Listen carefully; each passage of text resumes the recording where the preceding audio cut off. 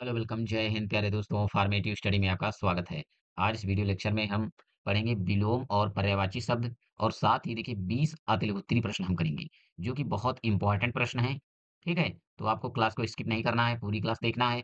और देखिए हिंदी की जो क्लास है बहुत दिनों के बाद हो रही है क्योंकि हिंदी में जितना थ्योरी थी उसको हमने बहुत पहले कंप्लीट कर लिया था। ठीक है, तो अगर देखा जाए तो हिंदी का 90% सिलेबस पूरा हो चुका है।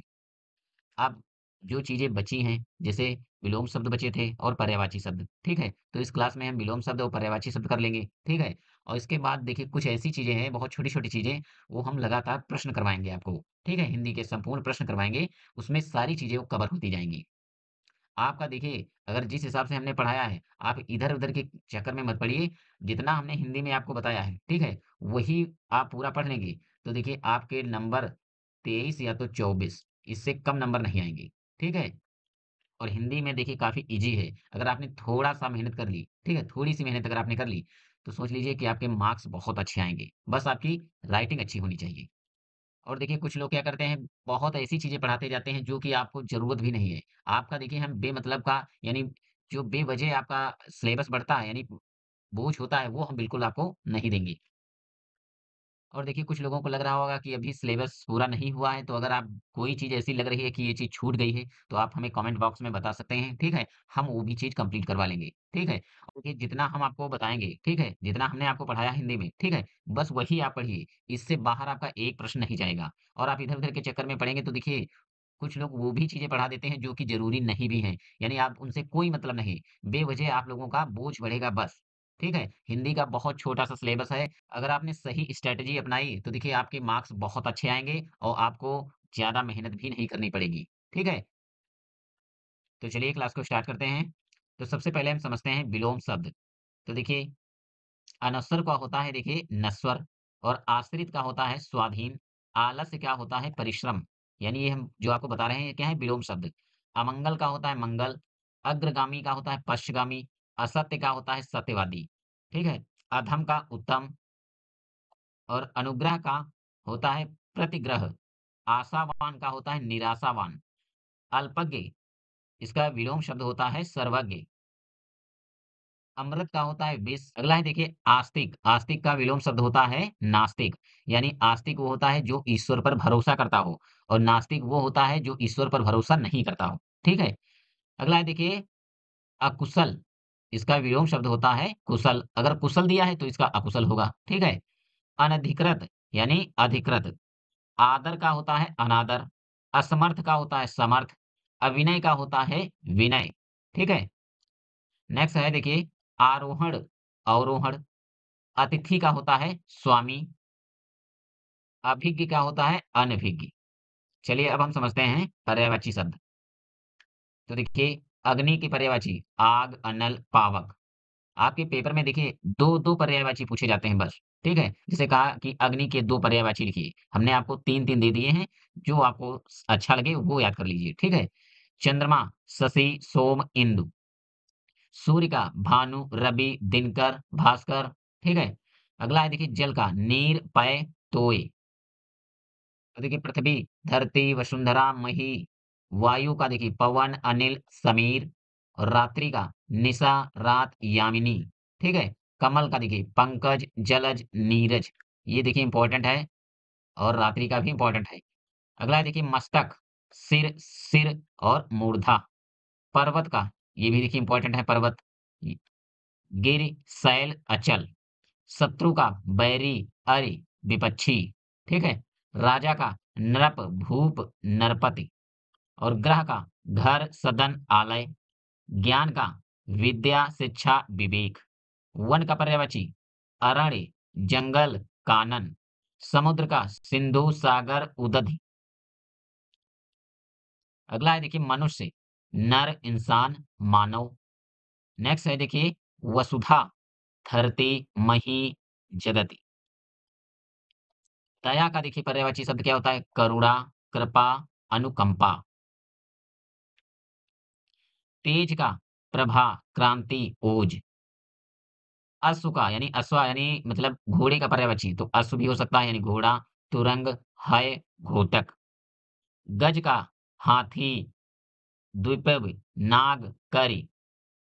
इसी प्रकार देखिए आपको ये सारे पर्यायवाची आपको नोट कर लेना है, जैसे गज के हैं, नारी का है, ठीक है? पुरुष का, विद्या और धन। अगला है देखिए मित्र का पर्यायवाची जैसे सखा, बंधु, सुहृद, स्नेही। सैनिक का पर्यायवाची कवि, शक्ति और सागर। ये सारे पर्यायवाची आप लोगों को नोट कर लेना है। अगला है देखिए अन्न का पर्यायवाची खाद्य, धान्य, भोजन, आहार।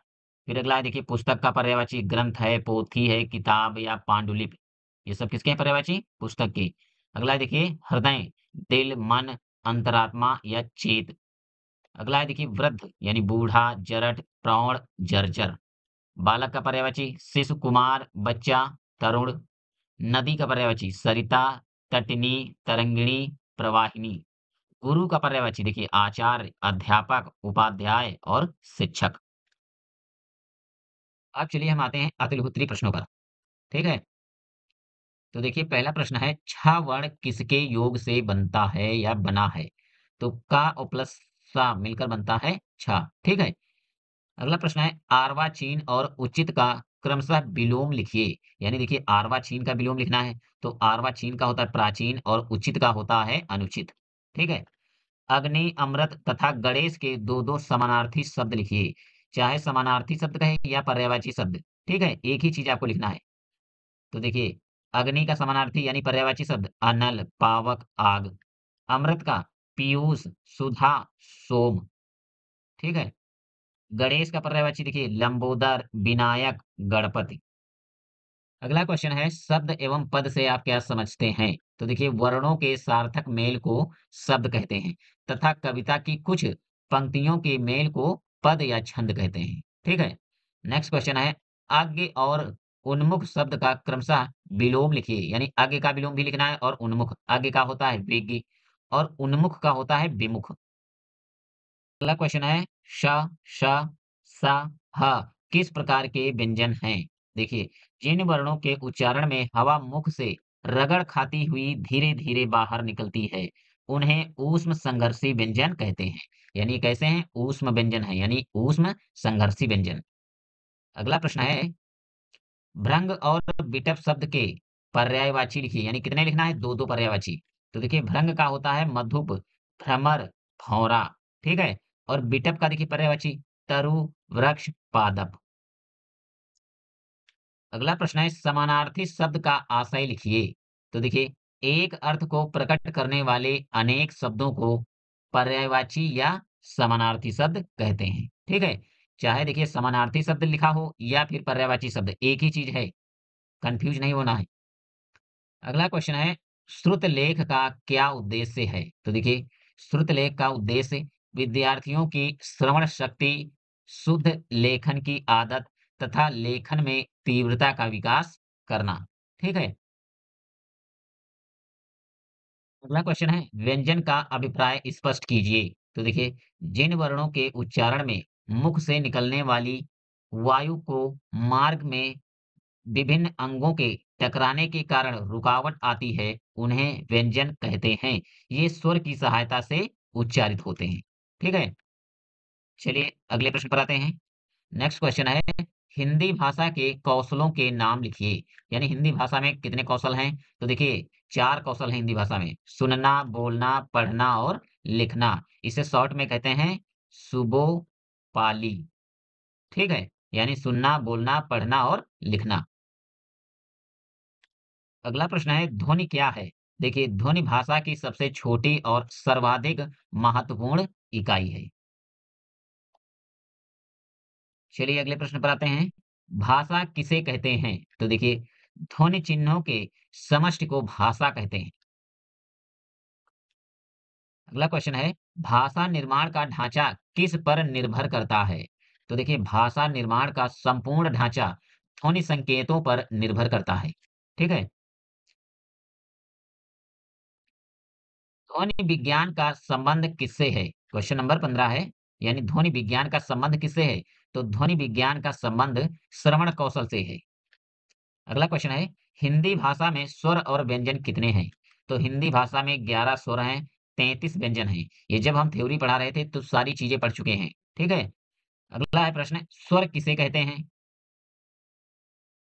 तो देखिए, जिन वर्णों का उच्चारण बिना रुकावट मुंह से निकलता है, स्वर कहलाते हैं। ठीक है? हिंदी के स्वर देखिए, छोटा, बड़ा, छोटी यानी अ तक हैं। कुल स्वर कितने हैं?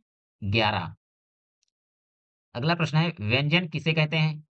ऐसे अक्षर जो उच्चारण के समय ध्वनि फेफड़ों में उत्पन्न होकर मुख के उच्चारण स्थानों को स्पर्श करती हुई निकलती है, व्यंजन कहलाते हैं। ठीक है? देखिए, जब हम थ्योरी पढ़ रहे थे, वहां पर इसका देखिए स्वर और व्यंजन की जो परिभाषा है, हमने बहुत ही इजी परिभाषा लिखी है। ठीक है? ये देखिए, थोड़ा हमें लग रहा है टफ परिभाषा है। तो अगर आपने अभी चैप्टर वाइज़ नहीं पढ़ा है, तो देखिए प्लेलिस्ट बनी है, आप वहाँ से जाकर 6 क्लासेस हैं हिंदी की। अगर आप वो टोटल क्लासेस सभी पढ़ लेंगे, तो इससे बाहर आपका एक भी प्रश्न नहीं जाएगा। ठीक है? अगला क्वेश्चन है, स्पर्शी व्यंजन किसे कहते हैं? तो जब मुख द्वार को बंद करके खोलते हैं, जिससे हवा उच्चारण स्थानों को स्पर्श करे, उसे स्पर्श व्यंजन कहते हैं। ठीक है? का, खा, गा, घा, अंगा, चा, छा, जा, झा, टा, ठा, डा, ढा, ड़ा, ता, था, दा, धा, ना और पा, फा, बा, भा, मा। ये कैसे व्यंजन है? स्पर्शी व्यंजन है। अगला क्वेश्चन है, स्पर्शी व संघर्षी व्यंजन किसे कहते हैं? तो देखिए इसका उत्तर छूट गया है। हम नेक्स्ट क्लास में इसका उत्तर बताएँगे आपको। अगला है प्रश्न, अनुनासिक किसे कहते हैं? तो देखिए जब मुख द्वार बंद करके खोला जाता है, किंतु साथ ही नासिका विवर भी खुला रहता है, तो वह अनुनासिक कहलाता है। ठीक है? जैसे अंगा, इया, अड़ा, ना, मा। ये कैसे हैं? अनुनासिक। तो चलिए आज की क्लास को हम यहीं पर विराम देते हैं और मिलते हैं नेक्स्ट क्लास में। तब तक के लिए जय हिंद।